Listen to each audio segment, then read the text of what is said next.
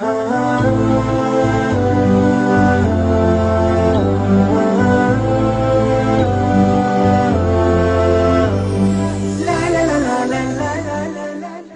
بالله من الشيطان الرجيم. بسم الله الرحمن الرحيم. قال الله سبحانه وتعالى: قل بفضل الله وبرحمته فبذلك فليفرحوا هو خير مما يجمعون. صدق الله العظيم. محضر امتی اسلامی و همه مسلمانان جهان، خصوصا ملت شریف افغانستان، السلام علیکم و رحمت الله و برکاته.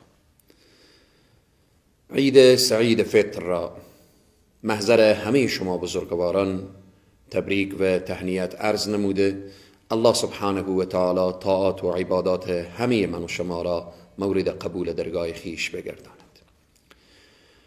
برای شما عزیزان و بزرگواران به طور خلاصه و فشرده این را میگویم که ماه مبارک رمضان او صیام شما و قیام شما، روزه داشتن و شب زنده‌داری و همه عباداتی که در رمضان انجام دادید، اینها حفظ می‌خواهد.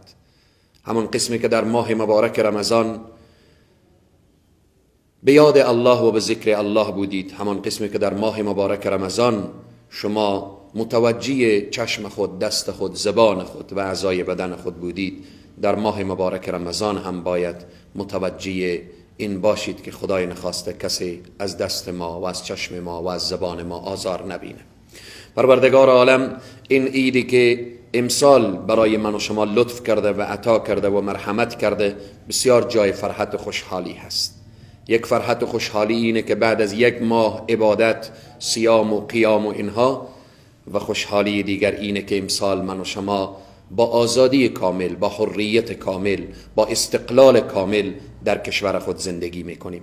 الله سبحانه و تعالی روزهای عید به سر همه امت اسلامی به خوبی و زیبایی سپری بگردانه، خصوصا به سر ملت افغانستان، و الله سبحانه و تعالی بر همه ما توفیق بده تا اینکه برادروار با اتحاد و با اتفاق و با انسجام و همبستگی در کنار همدیگر زندگی کنیم.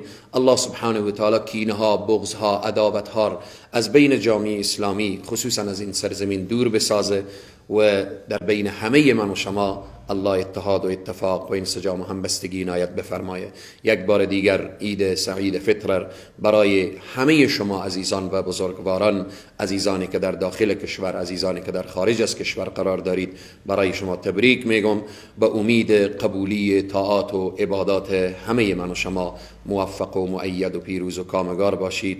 والسلام علیکم و رحمت الله و برکاته.